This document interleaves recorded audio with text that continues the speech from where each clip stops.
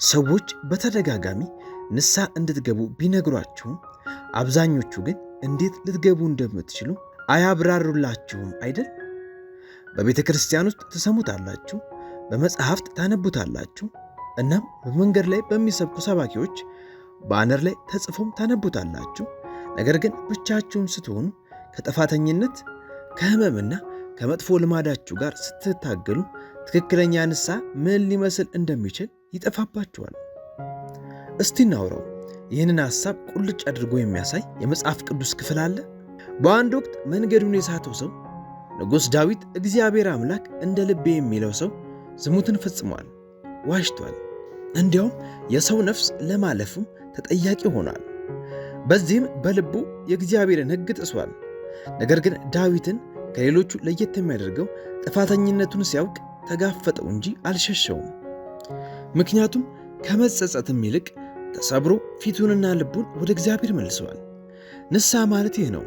እግዚአብሔር ሆይ ይቅርታ ማለት ሳይሆን ጌታ ሆይ እንድትለውጠኝ ይፈልጋለሁ፣ ለውጠኝ ማለት ነው። በመዝሙር 51:10 ላይ ዳዊት አቤቱ ንጹሕ ልብን ፍጠርልኝ፣ የቀናውንም መንፈስ በውስጤ አድስልኝ በማለት ይጮኻል። ይህ ጸሎት ብቻ ሳይሆን ምሪት ነው። ንስሐ የሚጀምረው ከልብ ነው። ንጹሕ ወይንም ፍጹም ስለመሆን ሳይሆን ታማኝ ስለመሆን ነው። እግዚአብሔር የውሸት ይቅርታንም ሆነ የተገደደ ሃይማኖታዊ ሥርዓትን አይፈልግም። እርሱ የሚፈልገው ልባችንን ነው። ትክክለኛ ንስሐ ማለት ጥፋታችንን አምነን ክብደቱን ተረድተን እግዚአብሔር እንደሚያነጻን ማመን ነው። አንደኛ ዮሐንስ መልእክት ምዕራፍ 1:9 ላይ ቃል እንደሚገባልን በኃጢአታችን ብንናዘዝ ኃጢአታችንን ይቅር ሊለን ከአመፃም ሁሉ ሊያነጻን የታመነና ጻድቅ ነው ይለናል። ስለዚህ ተስፋ አለን። እግዚአብሔር ይቅር ሊላችሁ ይፈልጋል። የሚጠብቃችሁ ሊያነጻችሁ እንጂ ሊሰብራችሁ አይደለም። ንስሐም የሚመራችሁ ወደዚህ ነው። ፈውስ፣ ነፃነት፣ አዲስ ጅማሮ። ምናልባትም ከዚህ በፊት ልትቀየሩ ፈልጋችሁ ወድቃችሁ ሊሆን ይችላል። ምናልባትም ሀፍረቱ ጸጥ ብላችሁ እንድትቀመጡ አድርጓችሁ ሊሆን ይችላል። ምናልባትም ርቃችሁ ሄዳችሁ ሊመልሳችሁ ይችላል። ነገር ግን አድምጡኝ፣ ንስሐ ማለት ራሳችሁን ለማዳን ያን ያክል ጥንካሬ ማግኘት ማለት አይደለም። ይልቁንም ራሳችሁን አሳልፋችሁ ለመስጠት የሚበቃ ታማኝነትን መያዝ ማለት ነው።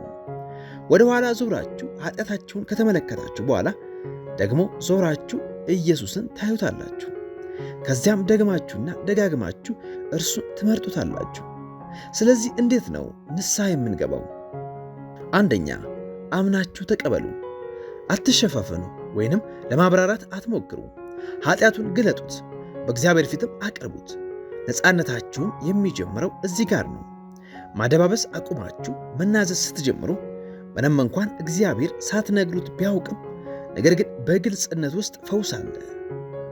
ሁለተኛ፣ ይሰማችሁ። ወደ አፍረት የሚነዳችሁ የጥፋተኝነት ስሜት ሳይሆን ወደ እግዚአብሔር የሚያቀርባችሁ ሐዘኔታ ይሁን።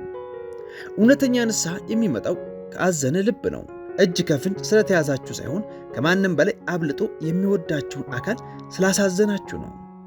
ሁለተኛ ቆሮንጦስ ምዕራፍ 7:10 ሲናገር እንዲህ ይላል፣ እንደ እግዚአብሔር ፍቃድ የሆነ ሐዘን ጸጸት የሌለበትን ወደ መዳንም የሚያደርሰውን ንስሐ ያደርጋልና።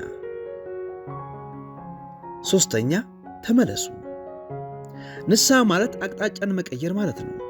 ይህ ማለት ግን መቼም ቢሆን ዳግም አትሰቃዩ ማለት ሳይሆን ውሳኔያችሁን ወስናችኋል ማለት ነው። ከዚህ በኋላ በኃጢአት ጎዳና ላይ አትመላለሱም። ወደ እግዚአብሔር እያመራችሁ ነውና ብትወድቁ እንኳን ዳግም ተነስታችሁ ወደ እርሱ ታመራላችሁ። አራተኛ፣ ተኩት። ኃጢአትን ዝም ብላችሁ ማስወገድ ከባድ ነው። በሌላ የተሻለ ነገር ልትሞሉት ይገባል። በየቀኑ የእግዚአብሔርን ቃል አንብቡ። በጸሎትና በአምልኮ ጊዜን አሳልፉ። ራሳችሁንም ወደ ኢየሱስ በሚያቀርቧችሁ ሰዎች ክበቡ።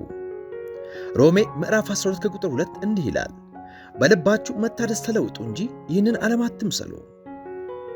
አምስተኛ፣ ይቅርታችሁን ተቀበሉ።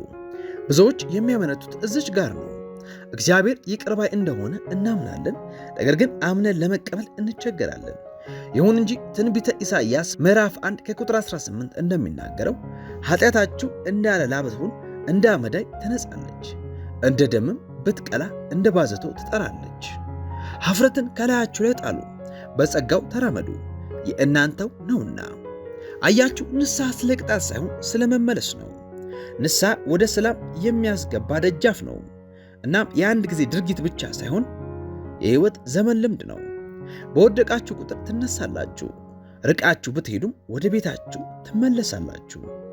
በሉቃስ ወንጌል ምዕራፍ 15 ላይ ያለውን የጠፋውን ልጅ ታሪክ ስንመለከት ያለውን ነገር ሁሉ አጥፍቷል፣ ተሰብሯል፣ አፍሯል፣ እናም ተርቧል። ነገር ግን ወደ ቤቱ ሲመለስ አባቱ ሮጦ ወደ እርሱ ሄዶ አቀፈው፣ ድግስንም አዘጋጀለት። እግዚአብሔርም የሚያያችሁ በዚሁ ዓይን ነው፣ እንዳጠፋ ሳይሆን ወደ ቤቱ እንደሚመለስ ልጅ። ምናልባትም አሁን በመንገዱ ላይ ናችሁ። እግዚአብሔር ሲጠራችሁ ይሰማችኋል። ልባችሁን አታደንድኑ። ፍጹም የሆነን ጊዜ አትጠብቁ። ጊዜው አሁን ነው። እግዚአብሔርን አናግሩት። የተራቀቁ ቃላት አያስፈልጋችሁም። ግልጽ ብቻ ሁኑ። እናም የት እንደነበራችሁ በሙሉ ንገሩት። የሚያማችሁን ቦታ አሳዩት። ከዚያም እንዲለውጣችሁ ንገሩት። እመኑኝ፣ ይለውጣችኋል። ልባችሁም ይለወጣል። ሕይወታችሁም ከዚያ ወዲያ ተመሳሳይ አይሆንም። ወደ እግዚአብሔር ለመመለስ ዝግጁ ከሆናችሁ ንስሐ የሚለውን ቃል በኮሜንት መስጫ ላይ ጻፉ። እናም የእግዚአብሔር ቃል ብዙሃኑ ጋር ይደርስ ዘንድ ይህንን ቪዲዮ ላይክ ማድረጋችሁን አትርሱ። እግዚአብሔር ይቅር ማለት ብቻ ሳይሆን ይመልሳልም። እናም መመለሳችሁ የሚጀምረው ከአንድ እርምጃ ጋር ነው፣ እርሱም ከንስሐ